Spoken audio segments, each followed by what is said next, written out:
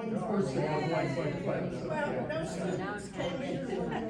Thank you. I want to thank Kaylee Martin for putting this together, and we had a little impasse there for a couple months, but I was really appreciative of those 3 public forums that I was allowed to participate in. So hopefully we're going to be able to resume this on a fairly regular basis.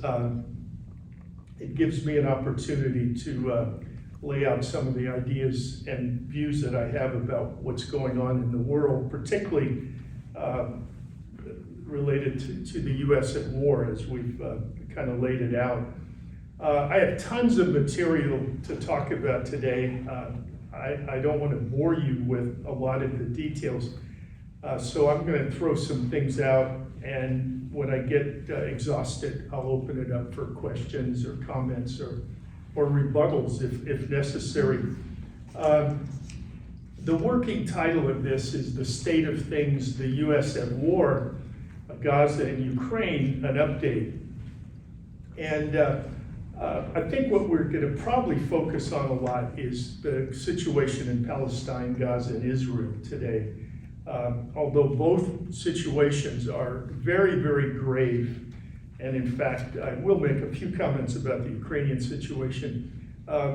We're living in probably the most dangerous moment since the October missile crisis in 1962. Very few people are aware of that, but it is getting very, very intense. And both situations could generate into something very, very catastrophic, if you will. Although I would argue on a global level, the Ukrainian situation might be the most dangerous situation at the moment. A couple introductory comments I want to make related to the state of things. How many of you guys seen the film Dr. Strangelove? Oh, okay. Dr. Strangelove is probably the best political satire ever made by Stanley Kubrick, made back in 1963. If you haven't seen it, I would strongly encourage you to watch it. Some of the great actors of the time, Sterling Hayden and George C. Scott and Peter Sellers he played multiple roles in the film, including Dr. Strangelove, and it's really curious as to whether he copied Dr. Strangelove, whether that was a copy of Kissinger or whether Kissinger copied Dr. Strangelove. We're not quite sure about that. But what I want to say about Dr. Strangelove, when it came out in 1963, it was a movie. It was a political satire. Now, I watch it probably about every 5 or 6 years, and each time I watch it, it becomes less and less of a movie and more of the evening news, okay? And I guarantee you Dr. Strangelove is the evening news at the moment. Maybe a better way of putting it, the lunatics are running the asylum, and they don't know when to stop. I always like to think about kindergarten. Remember when we were in kindergarten and we were all kind of wild, and the teacher would say, now we're going to stop and have a recess and everybody's going to take a nap, okay? That's kind of how I wish the world would be right at this particular moment. The second point I want to make that kind of stands out to me, and I've said this before, but each day it becomes more and more real. I guess everybody in this room experienced 1968, didn't they? Did you experience 68? Okay, we all experienced 1968. And I would argue since 68 was probably the most tumultuous year that this culture, and I would probably argue global society, has faced. I want to say very categorically is I'm positive 2024 is going to outdo 1968. And and in many ways, I think it's already come close, if it's not already ahead. And what we have to realize, the year's not even half over yet, okay? So let's walk through a couple things that kind of stand out in comparison to 68. One, it's an election year, okay? That was an election year. The candidates this year are a demagogic narcissist versus a mean-spirited, borderline senile individual, okay? And if you don't know about his mean-spiritedness, just look at the record of Biden over the last 50 years. He's been on the wrong side of every social and foreign policy issue during that period of time. I do not look at him as a grandfather-like figure. And about a couple months ago, I was saying that a vote for Trump was a vote for fascism, and a vote for Biden was a vote for World War III. After this brutal repression that has been going on related to students on campuses around the country, I would argue if you voted for Biden, you get both. You get World War III and fascism, okay? And things haven't stopped at all along those lines. The second comment about 1968 is in 1968 we were embroiled in an unwinnable war, and the Tet Offensive in late January, early February of 1968 signaled to the political establishment and the ruling class that it was not winnable, although they prolonged the U.S. involvement there another 7 years. The U.S. this year were involved in two unwinnable wars, okay? One that is already lost, and that's the Ukrainian war. The U.S. and the NATO objectives have failed, although the war continues to drag on just like Vietnam did back in '68 into the '70s. And Israel has lost the war as well. I mean, it has not achieved its stated goals, to say the least. And we'll talk more about that in a moment. The third thing that seems to be similar to 1968 is massive student protests are going on campuses throughout the country. A lot of people are saying this is just like the 60s. In some ways, visibly, it may appear to be. This is much more serious and more significant than I think of what we did back in the 1960s. Just in case, I was on Chico State's campus as a graduate student in 1968. We have protests not only in the United States, but we have protests in Europe, as well as in other countries throughout the world, similar to what happened in 1968. And obviously, what was going on in France was very, very significant at that time. The other point I want to make is that there was repression of the anti-war movement in '68, but what has been going on campuses, UCLA and Columbia and elsewhere around the country, has been extremely more brutal than anything I remember in 1968, except maybe what happened at Grant Park during the Democratic Convention, where there was a police riot. But this is something beyond the pale from my vantage point, related to how brutal it's been. We can talk later about why it has been as brutal as it is. A sidebar to that is that during that period, '68, the word communist was to tar you with an anti-Americanism. The word, a phrase, or whatever it is, anti-Semitism, has now replaced anti-communism. But I would say that that is even more pernicious than even the anti-communist label that was used back in the 50s and 60s. There are a lot more points we could make to fill that out. I think the other thing that is similar is that Kennedy is running for the presidency, which is kind of odd. And this is an odd Kennedy, to say the least, okay? So that's similar. He is not Robert Kennedy. He's not his father, although his father had a pretty suspicious history as Attorney General, to say the least. But in '68, he did appear to be a progressive. To add to the unusual nature of the Kennedy candidacy this year, just this last week, he reported that a worm had lodged in his brain and eaten part of his brain, which I'm blown away by that. The question I watched on the Washington Week in Review the other night was whether that was going to affect whether people were going to vote for him or not, whether pre-brain being eaten by worms versus post. I mean, that shows you how crazy this thing is, okay? I mean, it's insane. It really is, it's become insane. And the final point I want to make, now the second to the final point is, and the Democratic convention this year is going to be held in Chicago. Yes. And the question I have, what were those people thinking when they decided that, you know? We Good don't police have, force. Pardon? Big police force. That's the point we want to make is what happened at Grant Park is going to look like kindergarten compared to this summer, okay? And it's going to be fascinating to say the least. One thing that hasn't happened this year yet, and that is no major political figure has been assassinated yet, okay? And by this time, we had Dr. King was killed on April 6th, and Robert Kennedy was killed on June 5th. Although what I want to stress very strongly, the year is not over yet, okay?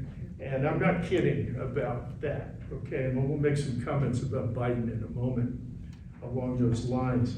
So those are some of the kind of general things that I think about when I'm watching the world go by.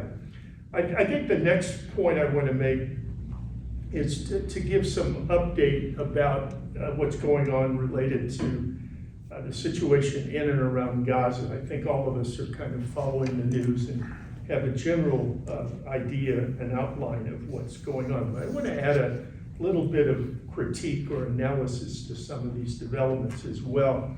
Where to start? I think maybe the first point we want to start with is that the U.S., the Biden administration and Biden has been on the sidelines, but they have been encouraging and hoping for a ceasefire agreement to be put into place. And there has been one put together in Cairo by where Egypt and Qatar have been working together with Hamas officials as well as Israeli officials, and they came up with a peace plan or a ceasefire plan through last weekend, and it came to the forefront in the news on Monday. And surprisingly to the Israelis and the Americans, Hamas accepted the terms of the the ceasefire agreement. I don't think they expected that to happen, okay? Meaning they needed a justification to escalate, okay? But from one perspective. But obviously, because Hamas accepted the ceasefire agreement, Israel rejected it, okay? Because they didn't think Hamas was going to accept it in the first place.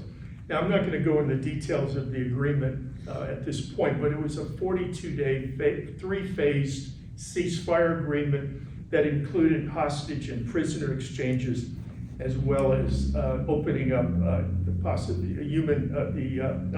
unlimited distribution of humanitarian aid in Gaza, and a plan for the basic withdrawal of IDF forces from Gaza. Again, Israel rejected the peace plan and simultaneously launched the offensive in Rafah that it had been promising it was going to do. And I think all of us are more or less following some of the outlines and details of that. The bombing started, I think, on Monday, certainly on Tuesday, and it's been rather brutal.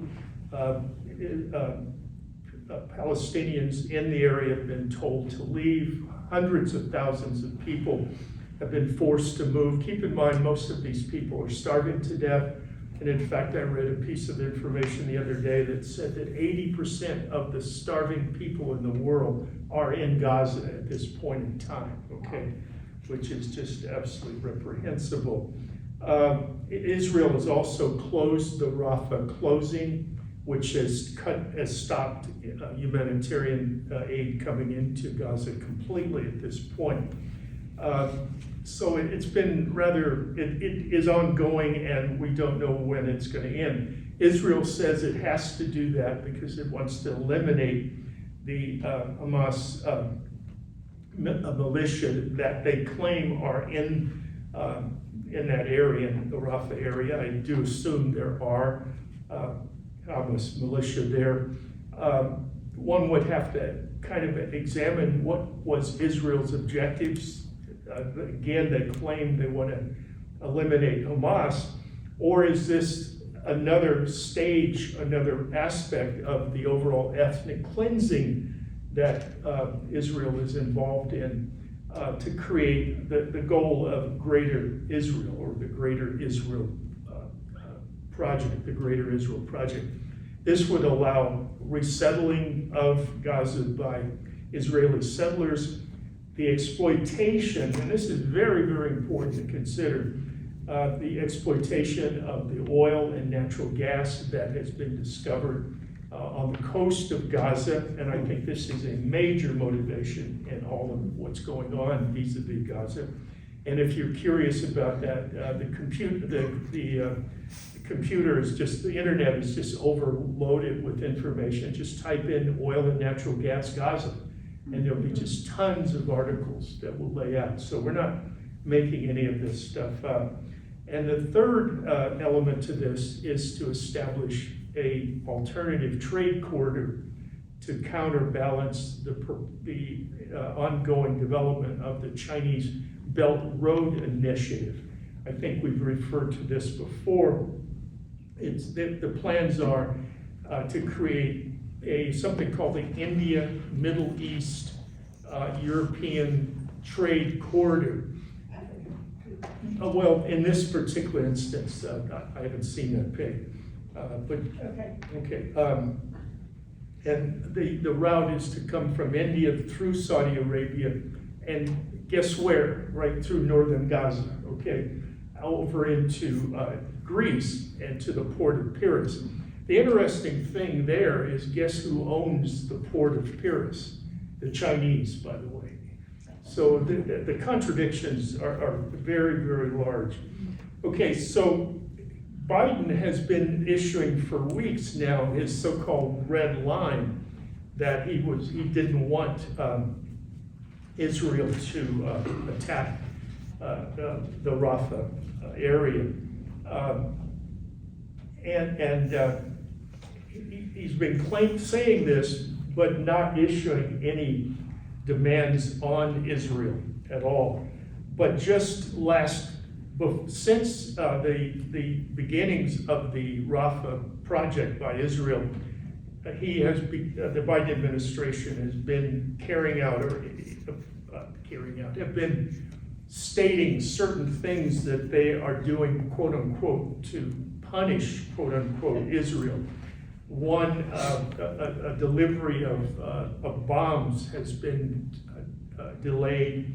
Apparently some 1,800, 2,000 pound bombs and 1,700 500-pound bombs have been temporarily delayed as a way of signaling to Israel, we don't like what he's doing. Also, just a couple days ago, I heard that the Biden administration is no longer going to provide.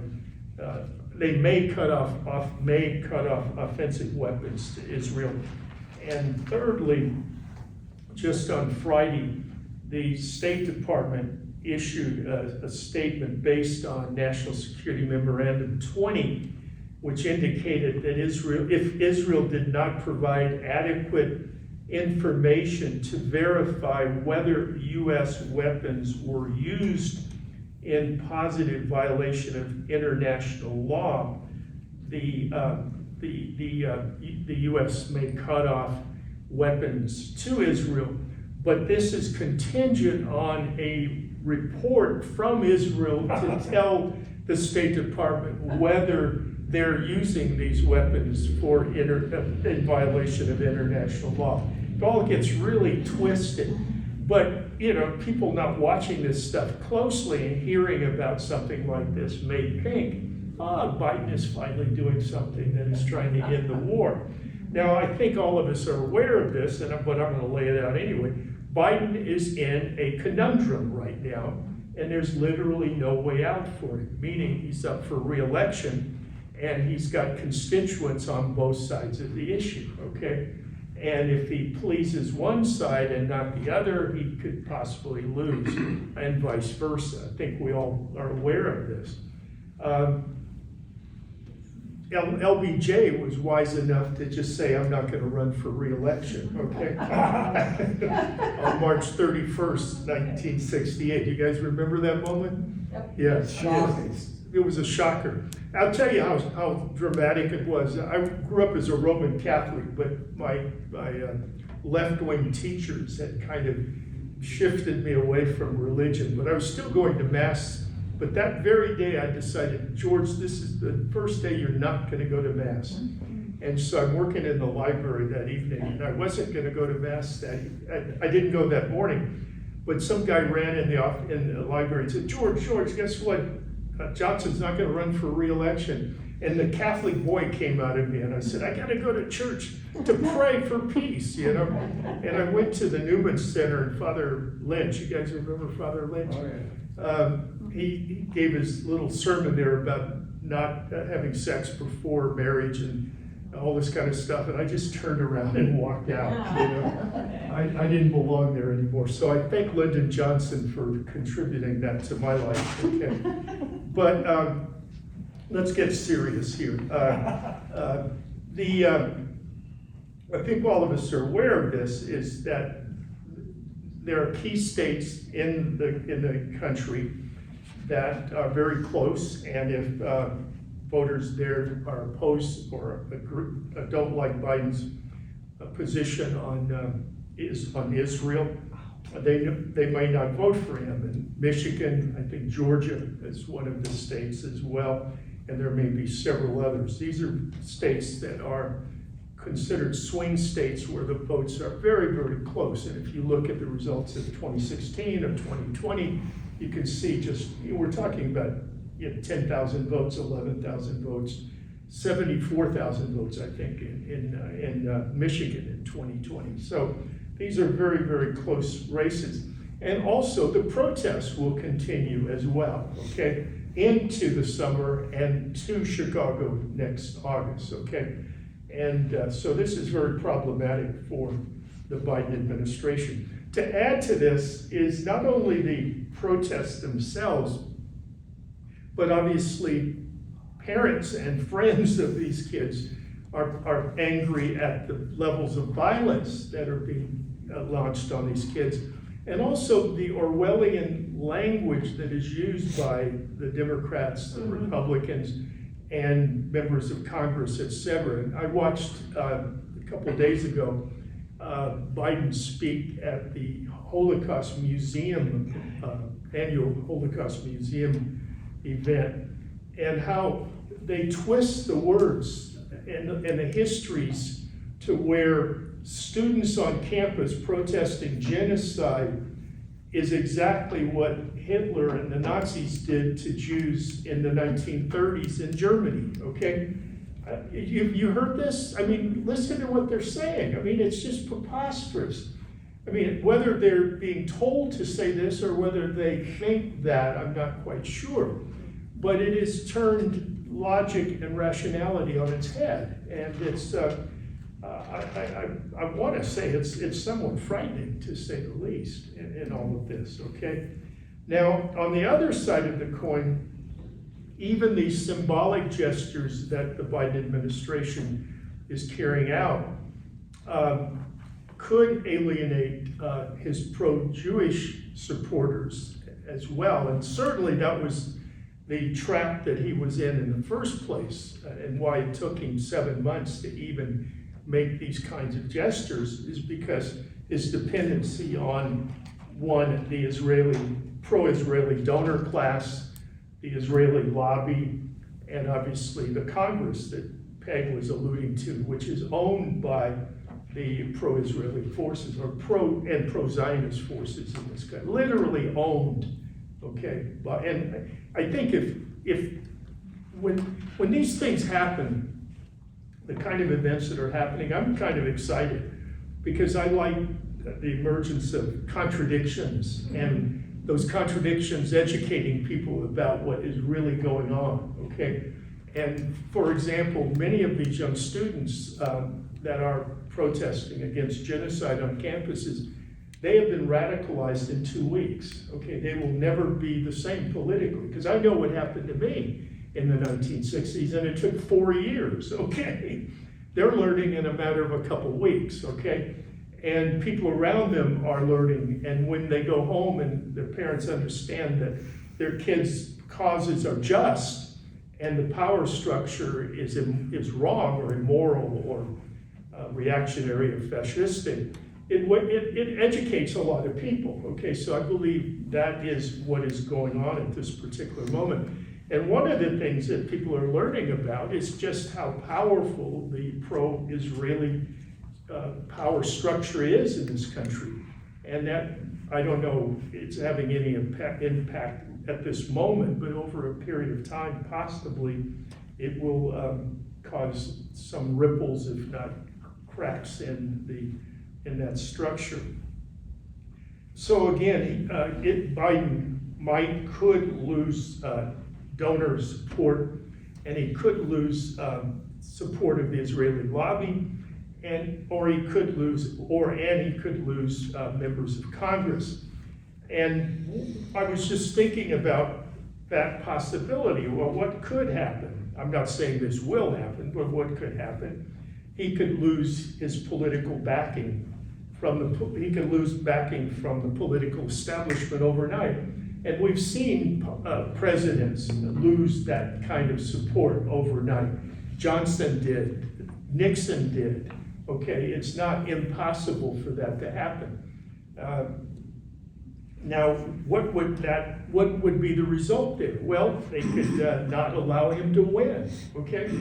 I believe sometimes the Democrats run presidential candidacies to lose.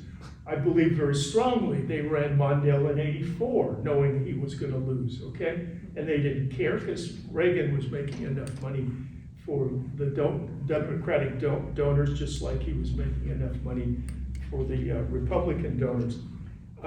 Or, and this is a possibility, they could replace him before August, or maybe a little later, okay? That's not out of the realm of possibility.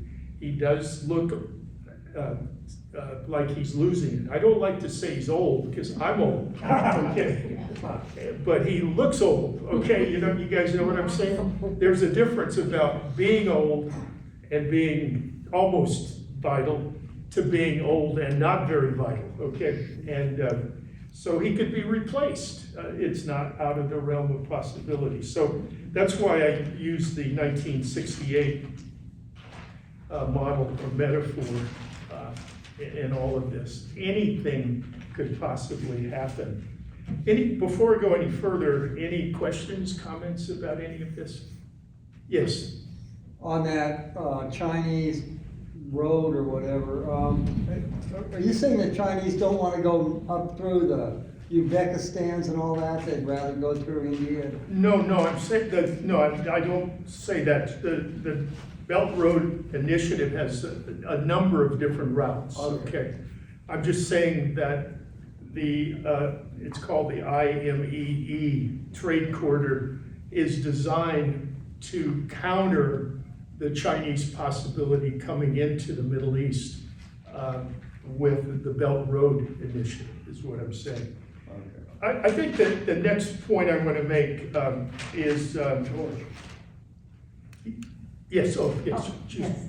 The one other possibly difference that I didn't recognize, but one of our esteemed editors in town brought to my attention, news editors, was that the differences with I was comparing the student protests of then and now, and this person said, except that the students are in far more danger now. And I didn't know what that meant at first, but then of course it's about technology and facial recognition and the stakes that these people are, have for their future as they are you know, kind of in the system and being arrested and all that. So that's, Yeah, that's a I don't very, know if that was one of your points but I kind of had overlooked it Yeah, for no, some crazy reason. I agree with that very strongly. And my other point too is the difference between us in the sixties and these kids today is we had a future in the sixties, okay? We were just concerned with an immoral war. The young people today know that their future has lots of holes and questions, ranging just simply whether they're gonna get a well-paying job, whether they're gonna find a place to live that they can afford, where they don't have to have a bunch of roommates. You know, the list goes on and on and on. Okay? Generation Dread. Is that what it's called? There's a book out. Kids are weeping Yeah. over the prospects of their future. Exactly. Or are they going to have a livable planet? Yeah, and that's the other levels. On a global level, it's whether, you know, they have an environment that's gonna sustain them. Yeah. Plus, the prospects of nuclear war is in their face, okay? It's in our face too, but they're young, and, you know, the trajectory is still very, very, very innocent in many ways, okay? Yeah, this is much different than it was in the sixties, to say the least. I think the next point I want to make is, just a second. Oh, yeah, there is another area that I want to talk about. Obviously, Israel is carrying out this genocide, and it is nonstop, and not only are people being killed from the war, but what is going to happen, if it isn't already, is that thousands, hundreds of thousands of people may starve to death, okay? I mean, the cost of human life is still very small compared with the possibilities of what can happen. At the same time, in watching this over the last 7 months, the question is, who's gonna stop it? How can it get stopped? And that's been a real sore spot in the whole issue, okay? And to be very candid, the only political entity that has really done something to try to stop it have been the Houthis in Yemen, okay? Where they have blocked the, Bab el-Mandab, and has prevented ships that were going directly to Israel from going through the Suez Canal. Yes, and so that's been an effort. But what I've noticed in the last few weeks, there are a number of things happening that have kind of seen what I have in my notes is the beginnings of an encirclement of Israel, okay? And I think there are 4 to 5 different areas that I see that are separate that combined represent, I think, a certain encirclement of Israel. Now, where this heads to, who knows, okay? But I think the first is the most obvious, and that is the encirclement by the axis of resistance, okay? Which would be the Houthis on one level, Hezbollah in southern Lebanon, and there is an ongoing war on that border every single day, okay? At least we not forget. Just as a sidebar, somewhat 200,000 or more Israeli citizens still cannot go back to their homes in northern Israel because of this conflict, which has also been an additional burden to the Israeli government to fund housing for these people, et cetera, okay? So there is kind of an implosion, an economic implosion going on in Israel as well, although it's very difficult to find enough information to get a clear picture, but we can kind of see the outlines of what's going on there.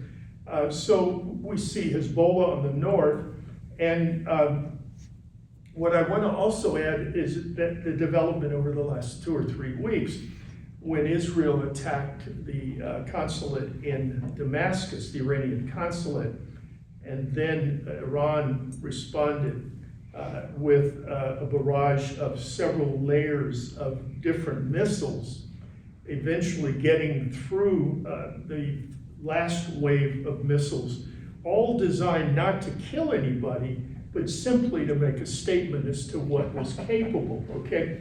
Now keep in mind, the propaganda at the time was that Israel was able to fend off this assault.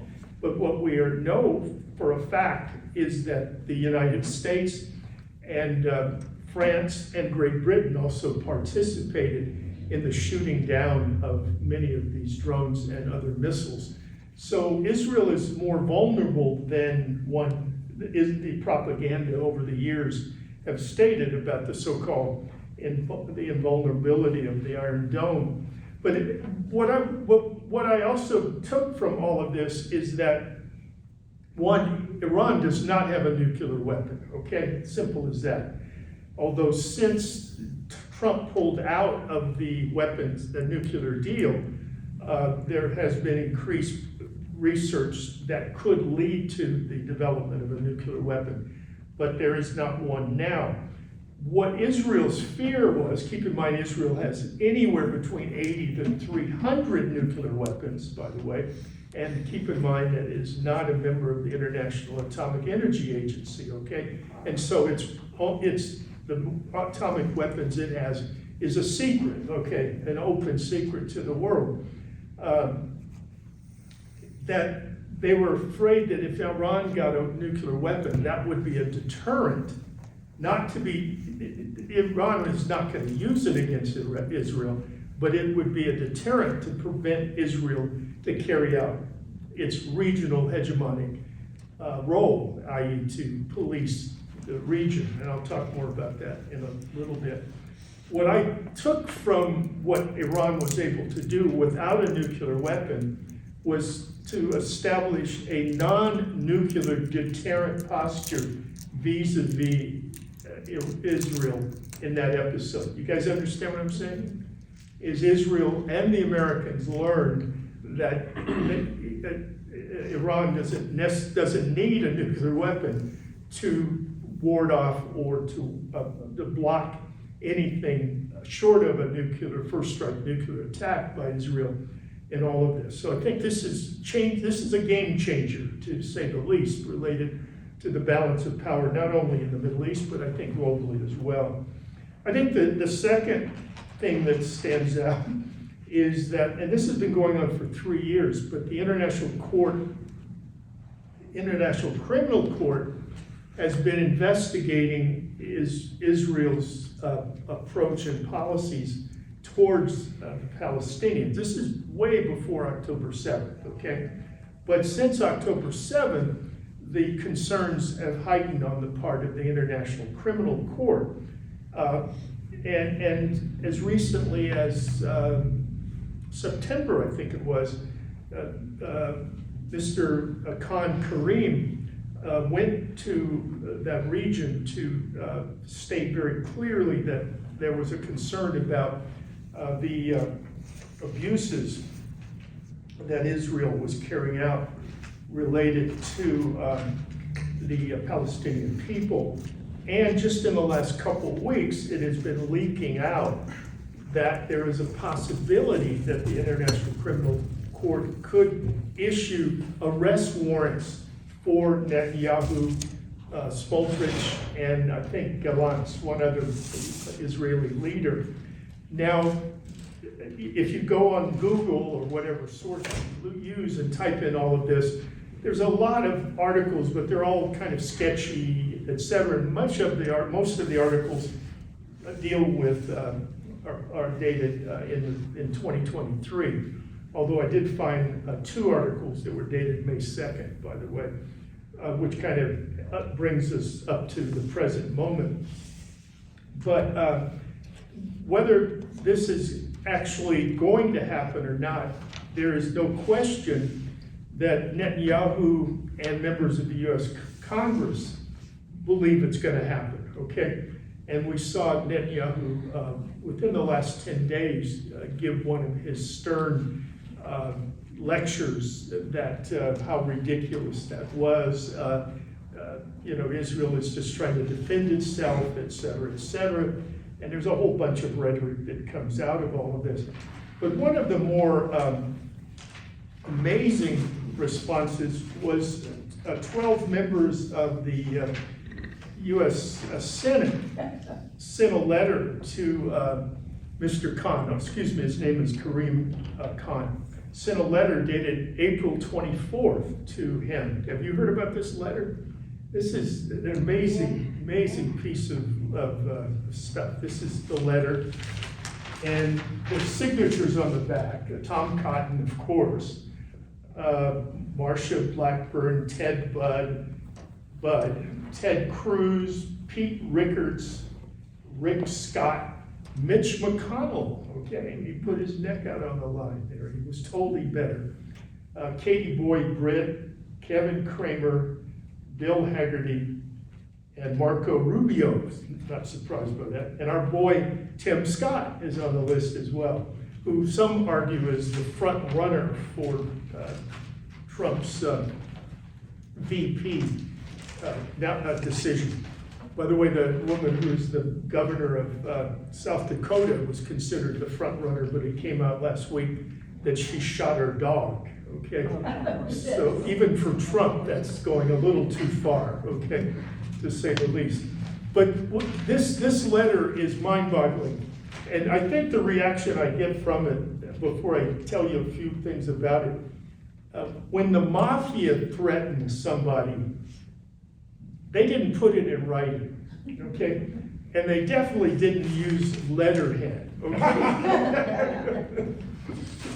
And I'm not going to read the whole thing, but we write regarding the reports that the ICC may be considering issuing international arrest warrants against Prime Minister Benjamin Netanyahu and other Israeli officials. The ICC is attempting to, I'm not reading the entire thing. The ICC has attempted to punish Israel for taking legitimate actions of self-defense against their Iranian-backed aggressors, okay? And then they say the ICC is also prohibited by its charter from proceeding in any case unless the relevant government is unwilling or unable to police themselves, blah, blah, blah. Finally, neither Israel nor the United States are members of the ICC and are therefore outside of your organization's supposed jurisdiction. If you issue a warrant for the arrest of the Israeli leadership, we will interpret this not only as a threat to Israel's sovereignty, but to the sovereignty of the United States. Our country demonstrated in the American Service Members Protection Act the lengths to which we will go to protect that sovereignty. So if anybody doubted that Israel and the United States are joined at the hip, or anyone doubts that Israel is the president of the United States, blah, blah, blah, this gives you a strong case that that might be the reality. But here's the puncher. This is the paragraph that matters. The United States will not tolerate politicized attacks by the ICC on our allies. Target Israel and we target you. If you move forward with measures indicated in the report, we will move to end all American support for the ICC, sanction your employees and associates, and bar you and your families from the United States. You have been warned, okay? Ooh. Yeah. Wow. Remember Don Corleone? Yeah. George, thank you very much. I apologize. Certainly, I have another certainly. engagement I have to get Okay, to. it's not a walkout. Thank you so much. No, no, take it easy, Chuck. Glad you were here, man. So anyway, we're going through this list. So that's number 2. Number 3, which probably is to me one of the more interesting things, and it plugs into my overall premise, and I'll mention what that is in a second, is that last week in Beijing, there was a Chinese mediated meeting between members of Hamas and members of Fatah, okay, or the Palestinian Authority.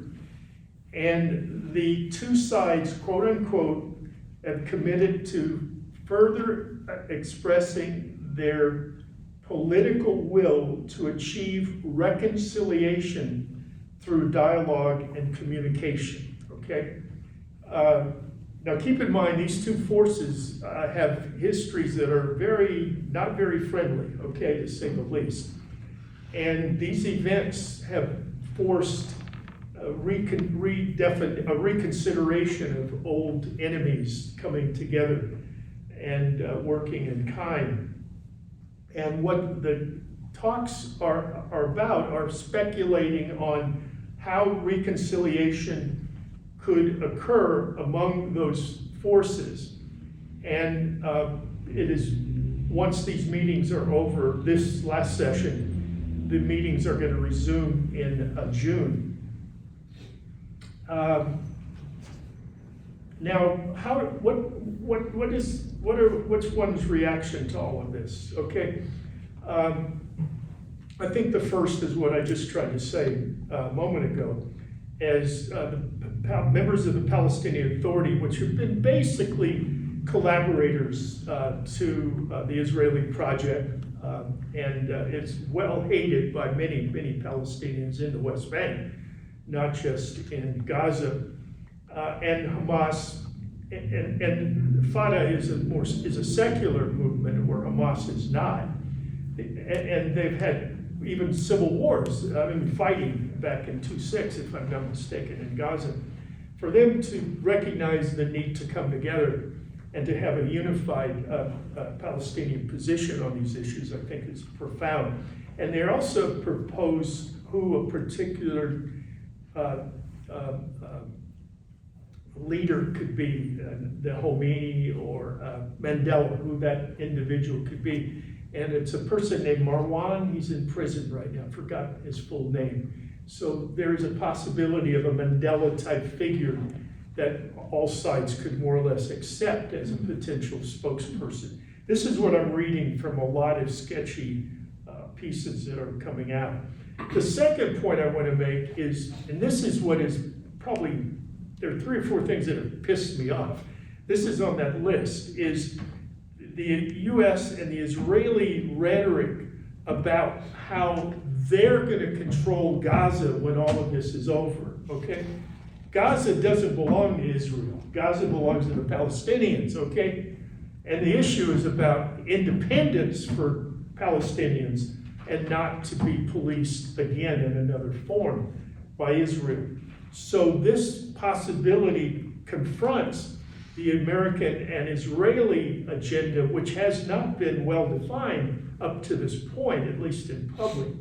Now keep in mind, I don't believe that the ultimate goal on the part of Israel is some kind of Palestinian state or the existence of Palestinians in Gaza. I believe ethnic cleansing is the goal of the Israelis, if not achieved this week, next month, sometime in the future, okay? Because that's the project, that's the Greater Israel Project. Keep in mind, and I think we've said this before, Israel is a white settler colony, okay? And Israel is like most white settler colonies, just like the United States. How did the US deal with its indigenous people? Genocide and incarceration, okay? That's the model that's being carried out by Israel. And all this stuff about Holocaust and Judaism and Zionism and all of that, that's the ideology on top of a concrete, objective, structural project that is underway. So that is a second point. And I think the third point, and one that is bearing witness, or at least observing, is the role of China in what is going on. Because many people have asked me, what is China doing, okay? And my answer is, I don't know. And it appears that China is watching very closely what's going on and preparing to be in a position where they have a project when it's needed. You guys understand what I'm saying? When that is going to be, we don't know. For example, Chairman Xi has called for an international peace conference to deal with the issue. Now that's something that the US and the EU and Israel does not want, okay? But it might be something that the global South and other forces demand that exist. So I'm just speculating some of the outlines there. Now, I guess the other point I want to make as a sidebar to all of this, and I think it's a given point, it is that my belief, and I think most of my friends and colleagues feel the same way, there is no possibility of a two-state solution. That is out the window. The only solution is a one-state democratic solution. Where is that book? If you're interested in that, and I thought I brought a book with me by Joel Cavell. Oh yeah, Joel Cavell. This is a very important book.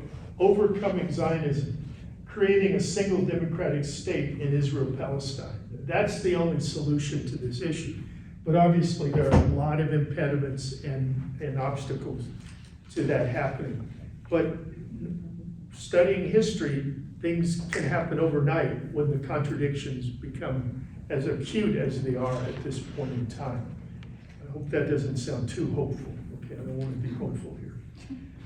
The fourth thing is yesterday, the General Assembly had a vote as to whether Palestine had the conditions that were favorable to becoming an official member of the United Nations. Keep in mind that Palestine has been in observer status for many, many years. The vote was 143-9 with 25 abstentions, okay? Now, I didn't have time to look at who didn't vote for it, but I can guess who it was. The US is at the top of the list. Israel was there and was probably Fiji, Guam, a lot of the little islands, Tonga, these little protectorates that we owned out there that have a vote in the UN. I'm guessing that because I've looked at many other votes on these issues, particularly this issue, and it's always been the same. Now, this recommendation, even though there was a veto, the General Assembly can still take it to the Security Council, which has the final word in whether a country can become a full member. So that mechanism or the process is underway as well. Now, I would assume that it's been slowed down because of the vetoes yesterday, but the global South is operating in unison, and we've seen that with a number of other votes over the last 6, 7, 8 months. In the General Assembly. And for that matter, on the Security Council itself, except for one vote. We know who that is, okay? So that's number 4, related to the encirclement of Israel. The fifth is probably more dramatic than any one that we've mentioned so far. This week, Erdogan, or Turkey, has ended Turkey's export and import trade with Israel. They've cut off trade with Israel, okay? Which is what we've been calling for months, okay? Not just Turkey, but everybody, okay? On May 2nd, it was May 2nd, the Ministry of Trade ordered a total and immediate suspension of trade with Israel until 2 points. Israel allows an uninterrupted and sufficient flow of humanitarian aid into Gaza, and 2, until there is a permanent ceasefire, okay? Now this is hardball politics is what this is, okay? Resolutions are one thing, but when you start cutting off the money, then you start getting serious, okay? And many of us have been like, we've followed Erdogan for a long time. He's a dude that talks out of both sides of his mouth, okay? Kind of like Obama did, okay? Because Obama used to talk to us, and then he'd talk to the people who owned him, okay? And we said, oh, he's talking to us. Well, and I'd say, hey, he's talking to the Wall Street too. I didn't hear that. He's talking to us. Erdogan is kind of plays games because he's in NATO on one side, and he looks at himself as kind of the head of is the Muslim world in another sense. And actually, to be more specific, he looks at himself as the modern sultan of the Ottoman Empire, to be more exact, okay? And so, I could go for that if it solves this problem. 200 million people in Turkey, I think. 200 million. Yeah, exactly. So this is really big, and if you want, even the New York Times on May 3rd had an article entitled "As Turkey Cuts Trade Ties, Israel's Isolation Grows," okay? Which is amazing for the New York Times to even say that. Now keep in mind what we did with South African apartheid, okay? And that was to isolate South Africa economically. Now I know a lot of history as to why those changes happened. As Mandela, he came out of prison in 1990, had the first elections in 1994, but as early as 1985, there were members of the South African ruling class meeting in several African countries with members of the ANC discussing how are we going to pull this transition off. It took 9 years to pull off, but they did, okay? So when you isolate a country, things have a different dynamic. Now, Israel is not South Africa, okay? And as Peg clearly pointed that out to me when we were driving over here today, South Africa was not a genocidal state. It was an apartheid state. Israel is a genocidal apartheid state. There's a big difference. They're trying to get rid of its people, where South Africa did not try to get rid of its people. They just tried to put them in an apartheid system. A major, major difference here. But it is economic isolation is isolation, nevertheless. And if some of these Middle East countries, like Saudi Arabia, changed their stripes, we could change this thing overnight. I mean, it's not just Biden cutting off arms that could change it. Economic isolation could change it as well. So again, for those curious about the dynamics involved, I think these 5 areas are very important to watch to see how, because sometimes we forget the dialectic, okay? And the dialectic, as my old friend John Rossiter said, operates in strange and mysterious ways, okay? And I believe very strongly it's operating now. I'd like to make one other general point. Is that all right? Okay, it's okay, yeah. This is, what I'm about to comment on is part of a much larger lecture. And I've given much of it in prior presentations, but I've learned a lot just the last couple of days following what's going on. And the framework, as I've laid out before, excuse me a second.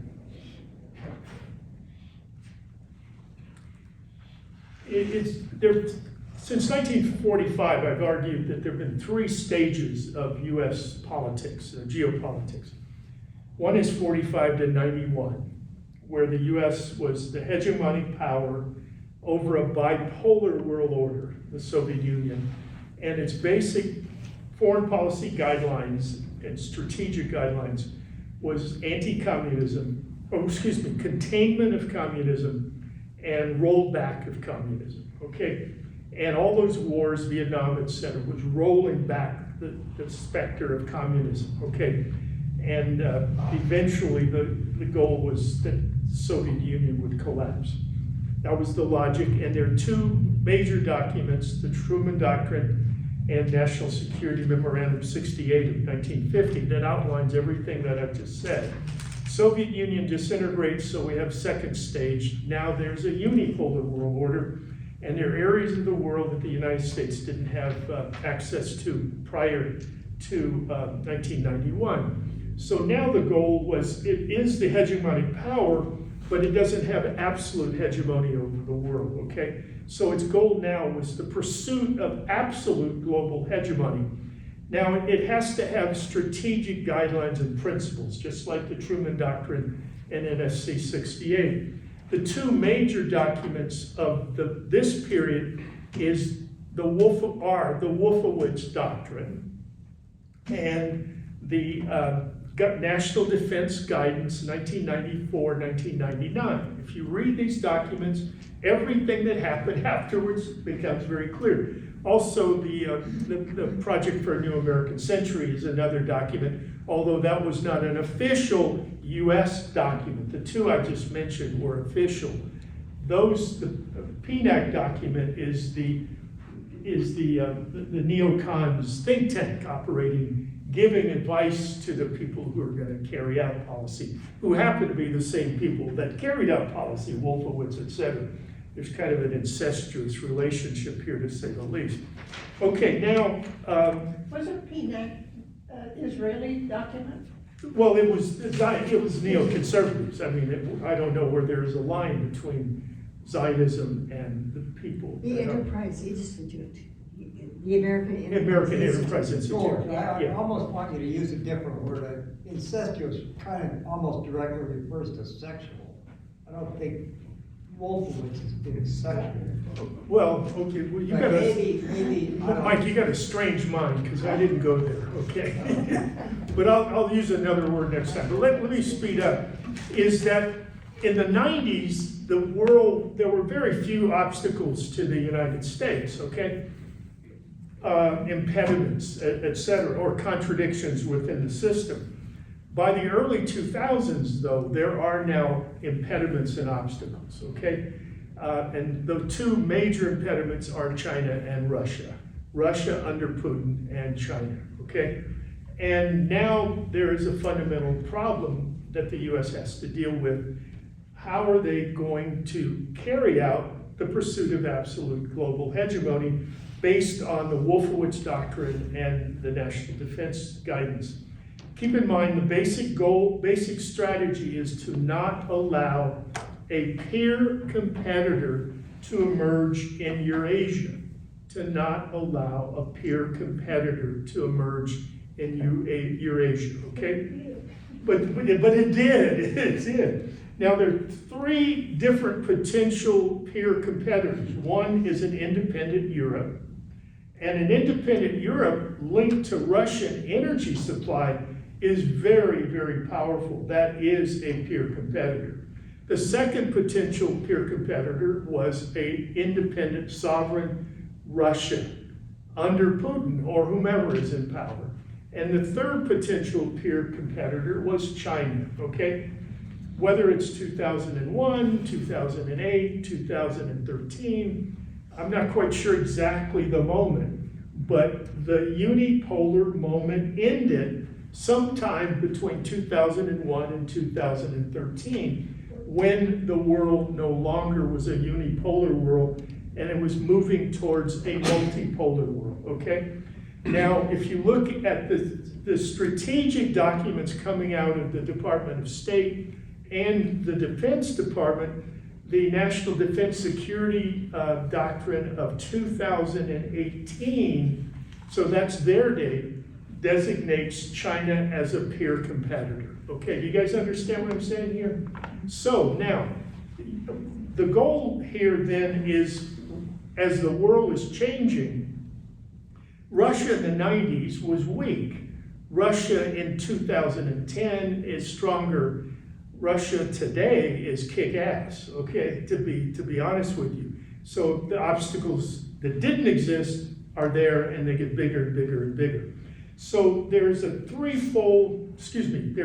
three different entities that have to be dealt with.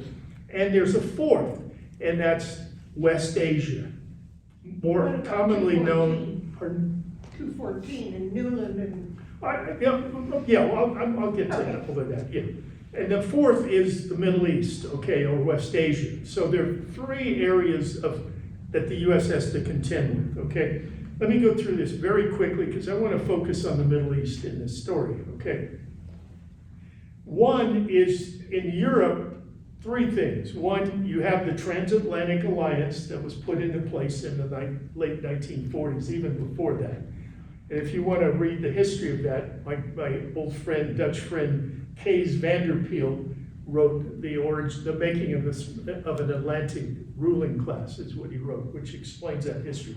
Meaning bringing together U.S. economic and political interests with European economic interests to where they meet and have common agendas and common goals. Although the Europeans basically, what are the Americans saying and what do they want us to do, and we will do it. Now occasionally they do things that the U.S. didn't want, and so the U.S. gets uptight. Like, for example, Germany beginning to buy energy from Russia, okay? We don't like that, okay? So the transatlantic alliance is one. Two was NATO enlargement, okay? If you incorporate the former Eastern European countries into a U.S. military political alliance, we have control over them, okay? Preventing them from aligning with Russia. Although many of those regimes don't like Russia anyway, sometimes for legitimate reasons, okay? But nevertheless, Russia today is not the Soviet Union of Stalin, to say the least, okay? And I argue that very strongly, or believe that very strongly. The third area, and also okay, let me stop for a second there. I was going to go somewhere else, but let me go back to what I want to say. This third thing was to cut off or to sever Europe from Russia, okay? And you do this in multiple ways. You begin demonizing Russia, you begin putting sanctions on Russia, and then you begin to cut off Russian energy sources. And to do that, you blow up Nord Stream pipelines, okay? Very simple, okay? Now Europe is separate from Russia. Now, how do you deal with Russia? If you want to find out how they dealt with Russia, read Zbigniew-Brzezinski's book, The Grand Chessboard. He lays it out, exactly what's happened over the last 20 years. If Ukraine can be severed from Russia, Russia will no longer be an empire, and it will be a weak nation, okay? And that's the goal of what Ukraine was about. So the US and Germany orchestrated a coup d'etat in 2014.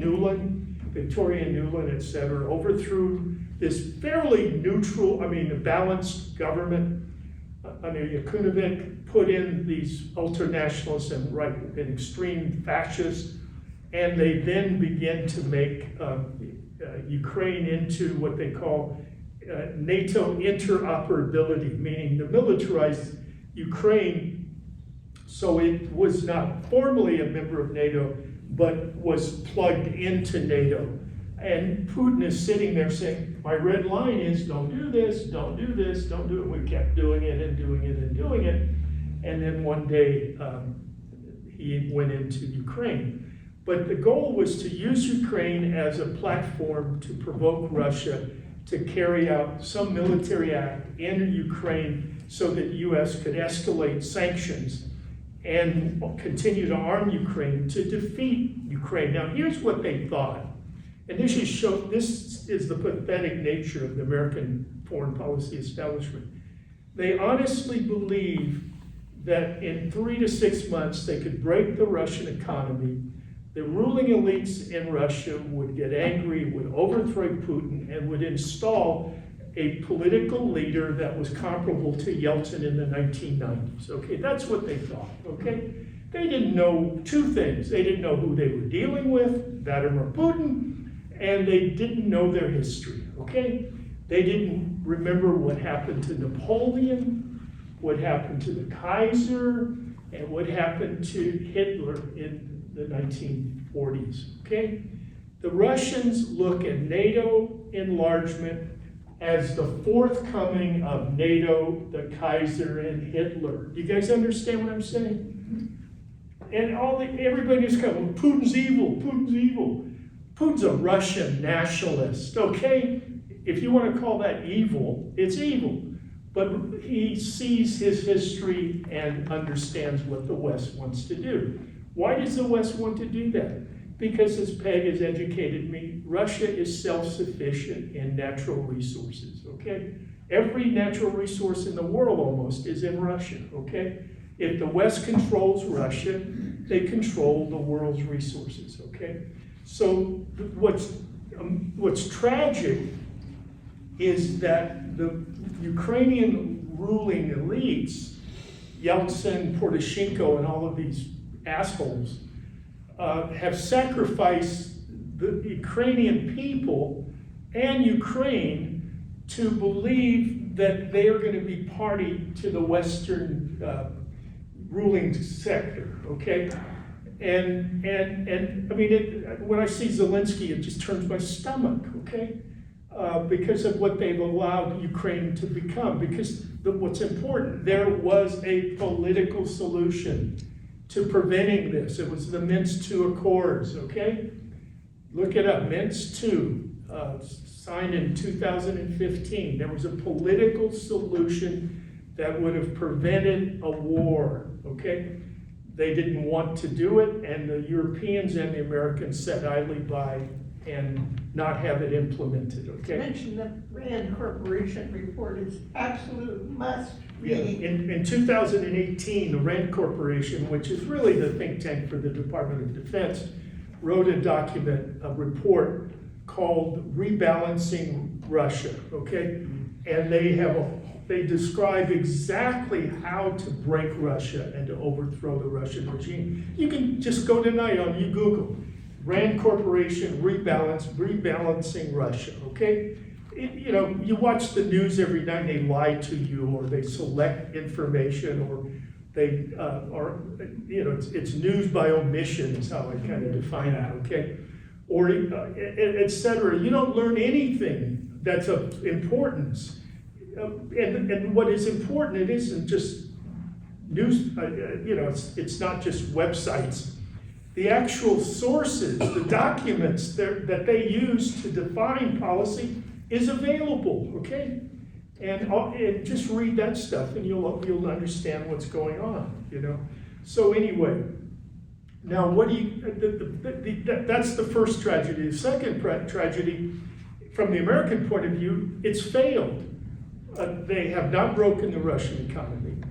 China and Russia are closer together than ever before. In fact, into this month, Chairman Xi and Putin are going to meet together in a summit, which is going to have historic proportions related to the shift to a multipolar world order. And the issues of Palestine and Israel, et cetera, will be on the agenda. De-dollarization will be on the agenda as well.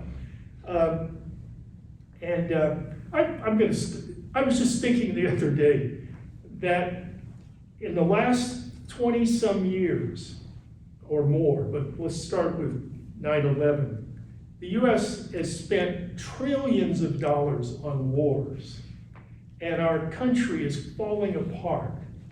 In the last 20 years, the Chinese have spent maybe similar amounts, and they put it into infrastructure. They have more They have 10,000 miles of high-speed trains, for example. They're trying to build a high-speed train from LA to San Francisco that will probably take 1,000 years, okay? And they've done this in 10 years, okay? They've invested in green technology, okay? And what we're trying to do is to prevent, that technology to be sold elsewhere around the world, okay? Because we didn't reinvest in our economy. And we're patriots. Patriots for what? For greedy ruling class that is destroying our country's well-being for their own well-being and creating enemies. I'm kind of off the top right now, you guys. This is kind of stuff I think about all the time. Now, and what I also can say that Russia is now the most powerful military in the world, okay? Where 2 years ago it was not. So it is actually weakened, the US has actually weakened itself quantitatively rather than weakened Russia. Now what I want to say is that is the same objective related to China. And they want to use Taiwan exactly the same way they used Ukraine. They want to militarize Taiwan to provoke China to act militarily so they can start putting increased sanctions on China and provide more military hardware to Taiwan to destabilize China and possibly create a regime change. But they don't learn their own lessons. They don't learn lessons. There are a couple lessons, there are 3 lessons studying US foreign policy in the last 60 years I've learned. 1, an imperialist power cannot defeat an indigenous resistance movement, okay? Israel is learning that even in Gaza as we speak, okay? Secondly, if you have a nuclear weapon, you're safer than if you don't have a nuclear weapon, okay? The US went into Iraq because Iraq did not have a nuclear weapon, okay? And that's why the Iranians need a nuclear weapon. Now they have their own deterrent. What is the 3rd lesson I've learned over the years? I forgot, okay? But anyway, oh yeah, the US never learns from its failures, okay? It continues to do the same thing over and over and over again. Now, what I have to admit, doing the same thing over and over again makes the arms industry wealthier and wealthier and wealthier, okay? So there's a rationality there. But related to being effective in its strategy or making the US safer from the world, it does not, or at least as a respected participant, because what we do know from this Gaza situation, both Israel and the United States are now among most of the countries and people of the world, they are pariah states, okay? As I've said before, the United States cannot go around saying that the US defends, supports human rights, democracy, and a rules-based order, okay? I mean, you can't sell that message anywhere in the world anymore, okay? And that's injurious to the United States, okay? It's like the little boy who called, I forgot that. Wolf. What was it? Wolf, a little boy called Wolf, yeah. I like the story where this guy fell into a vat of chocolate and he started yelling, chocolate, chocolate, and nobody came. And so he started yelling, fire, fire. And people ran to help him. They said, why did you yell fire? You're in a vat of chocolate. He said, you didn't come when I yelled chocolate, chocolate. You know? I remember that, the Smuggler's Brothers. Okay. Now let me spend a couple more minutes here related to the Middle East. The goal of the Middle East, and this is not a recent project, this has been going on a long time, but there are these stages where it becomes a little more complex. There are I see three different levels to their project. One is to eliminate any any independent sovereign state in the region that wants to carry out its own foreign policy.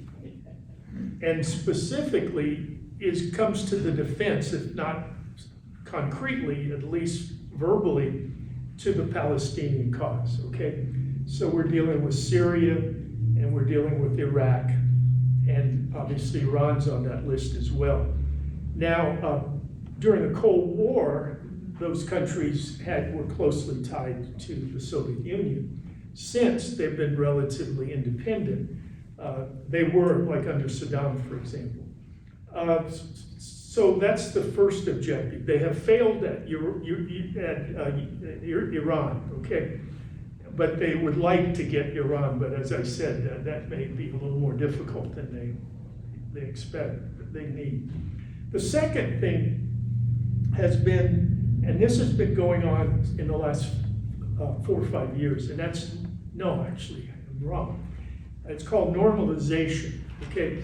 To try to create a situation where Arab countries in the region normalize their relations with Israel, okay? And in that, they link economically, technologically, militarily, and even tourism, okay? And there's 4 different key moments I see in this.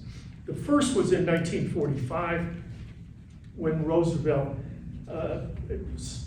initiated a pact with the Saudi regime, and it was called Oil for Security, okay? and that is that the US would guarantee Saudi security and Saudi would guarantee a low price in oil, guaranteed oil, okay? So that's been going on for about 80 years, but it's being questioned at this point. And I would say that even with MSB in power and the killing of that reporter Khashoggi, and these current events are shaking that relationship up somewhat. The second example was in 1979 when Sadat and Israel normalized relations, and Omar, you know that history. And then in 1994, Jordan normalized relations with Israel. In 2020, Trump, with his son-in-law, Jared Kushner, was able to pursue what they call the Abraham Accords, where they had 4 countries normalize relations with Israel. One was United Arab Emirates, the other was Bahrain, the third was Morocco, and the fourth was Sudan, although the Sudan and Morocco issues, normalizations, are on hold right now because of Gaza. Now, I'm not going to go into any detail, but you can actually find those agreements online. This is an example of the accords, the normalization between the United Arab Emirates and the State of Israel. Mutual understanding and coexistence, strategic agenda for the Middle East, other rights and obligations, a whole plethora of scientific technology and peaceful uses of outer space, all kinds of connections to integrate the Arab states with Israel. What do I want to say? Now, up to October 7th, the big prize was to get Saudi Arabia to sign a normalization agreement with Israel. And that was underway up until October 7th. But October 7th has basically put that on the back burner. And I would argue one of the reasons why Hamas attacked Israel on the 7th, there were multiple reasons, I think, was to make the world recognize that the Palestinian issue was being completely disbanded, okay? And that, hey, you can't forget us, okay? And obviously October 7th has put the Palestinian issue back on the front burner, which is something, again, we've alluded and made some comments from the Israeli-US position and other positions as well. I found an article written by a guy named James Jeffrey, published September 14th, 2023, called The Abraham Accords, a 3-year success now at a crossroads. There was one paragraph that stood out to me, and I think this paragraph kind of tells us where the normalization process with Saudi Arabia was on the eve of October 7th. Israel, this is Jeffrey writing, it was published by the Wilson Center, which is another one of these foreign policy establishment think tanks. Israel, with its firm position opposing Iranian expansion and success combating Islamic terrorism, suddenly appeared to be a partial replacement to the United States, because in the late teens, there was this perception that the US was pulling out of the Middle East and focusing on China in the Pacific, which was true. And also Ukraine was on the sidebar, although since 2022, Ukraine has become front and center as well. This was the continuation of the pivot to Asia, for example, that was going on. And keep in mind, a couple of weeks before October 7th, Jake Sullivan, who's the National Security Advisor, said that the Middle East is as peaceful as it's ever been. Okay, remember that quote? Shows you how much he knows about history. Furthermore, Israel's longstanding desire for diplomatic acceptance in the Arab world and its cutting-edge industrial, technological, energy, and trade success suggested it could help Arab states advance in those realms as well. To be sure, Arab states were still committed on paper, in some populations emotionally, meaning the Arab Street, to the still unresolved Palestinian question. However, this is the big point, however much the chances of a two-state solution have faded, that's the key point I'm making here. It is not that this issue went away, rather Arab governments and to some degree elites are increasingly deproprietarizing it in the face of security threats and the need for economic and technological growth. That says all you need to know as to the eve of October 7th. Now, where are we today? Well, I sat down and this is where we are today. What's that? This is the world as I see it, okay? The blue lines, here's Saudi Arabia and here's Israel. The blue lines are from the United States, unipolar world, normalization, and the red lines are the forces of BRICS, China, Russia, et cetera, et cetera. I didn't have time to make this out, to make it legible, but I at least want to introduce it. What I want to go to where I kind of started from, this peace agreement or ceasefire agreement. What I've learned, and there's a number of articles, and the Electronic Intifada has a really good piece that's online right now, is that the U.S., again, Biden and the U.S., their overall goal is normalization, as I just defined it. That the Gaza situation is a major, major problem, okay? So Biden and the US power structure, ideally they would like to eliminate Hamas, okay? They'd like Iran to go away, but that's easier said than done, okay? So I would argue that short of putting real pressure on Israel, Biden and Blinken and his colleagues have been behind the scenes pushing this peace agreement or the ceasefire agreement through Qatar and Egypt, which came online a week or so ago. And what they were doing at the same time, they were dangling Saudi Arabian normalization out there for Israel to see, okay? And meaning if you buy into this, you know, I think we can work a deal with the Saudi Arabians. But that shows you that they don't understand what Israel is about. And Israel is about ethnic cleansing and greater Israel. And you see what Netanyahu did the other day. He rejected the agreement and pursued the overall agenda. Now, whether that normalization will come back to where it's possible, nobody knows at this point. But what we do know is that the agenda has changed even for Saudi Arabia, because in the forefront of their new demands for normalization is a guaranteed pathway to Palestinian statehood, okay?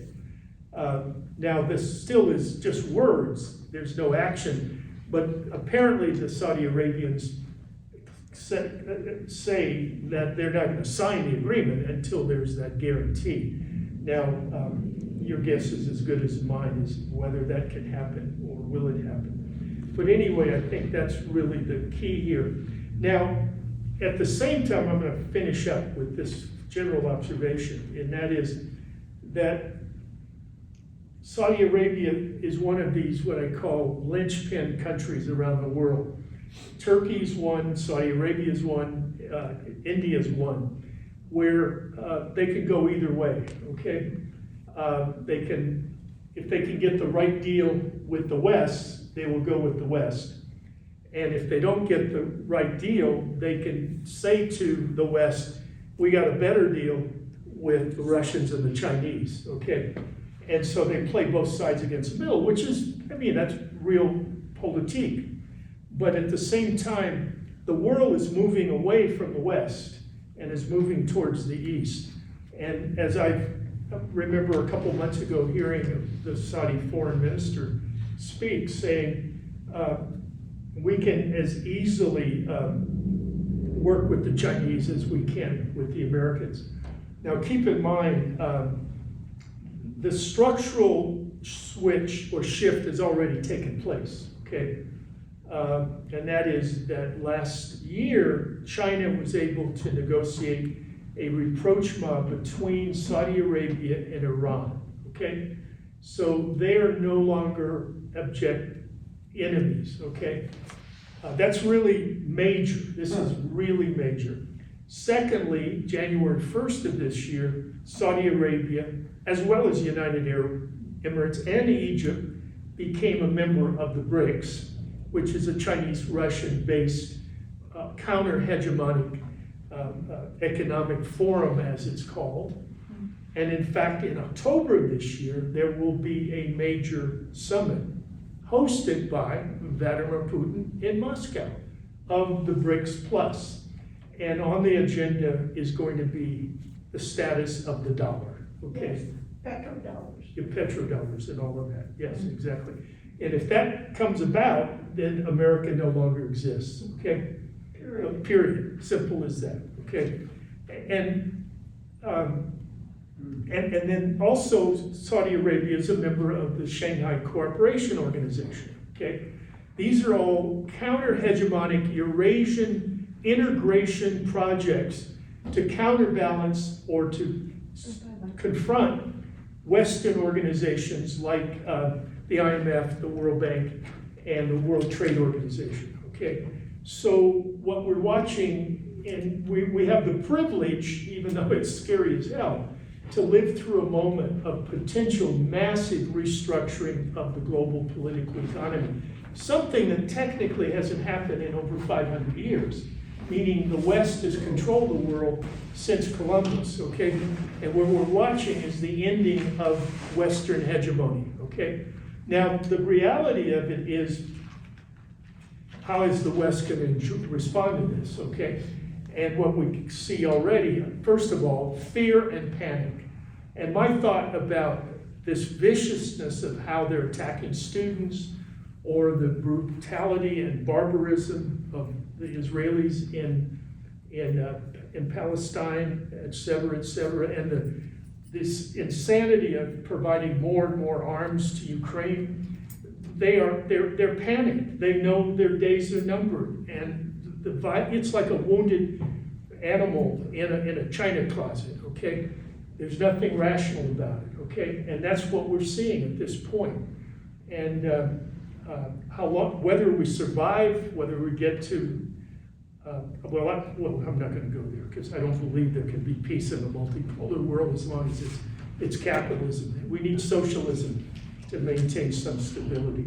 What is the amount of money we're still getting from petrodollars, percentagely? I can't answer that. Okay. I don't know. Because if Saudi Arabia goes to China, that is a huge hunk of our finances. Right, exactly.